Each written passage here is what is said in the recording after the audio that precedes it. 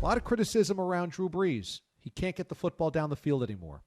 That night, he looked fantastic. Were the reports of his arm strength being diminished premature, or did we see something that maybe for that night he was able to overcome?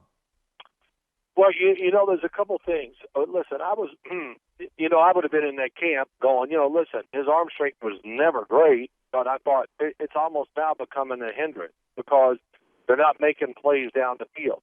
And then really when you look at the other night, yes, he was great. How many times did they just really rip it down the field? Not many, but it doesn't matter because their offense doesn't call for it. They built this offense. It fits Drew Brees perfectly.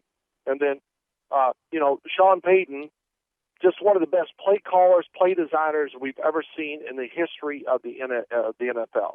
And, yes, I thought throwing the ball, he looked as sharp and as strong. And I even tweeted it out. I tweeted out, I said, okay, I don't know the exact words out there. I'll shut up. I'm not going to talk about Drew Brees' arm anymore. He is sharp as I've ever seen him tonight.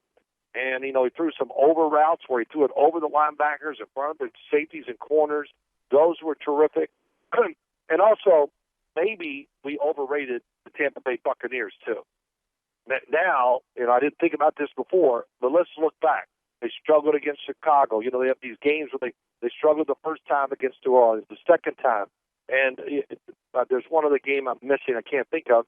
But that if things don't go the right way for them, then we see some of their trouble spots. And they kind of got away from what they're doing. One, they did not blitz Drew Brees hardly at all the whole night. And Tom Brady has been having success with play-action passes and stuff like that. I don't know if we saw but a couple the whole night. They said, we got these great wide receivers. We're going to show them off. And it didn't work. So I think Tampa's going to do a little readjusting this week and probably go back to what they were doing where Tom Brady was having success earlier in the year.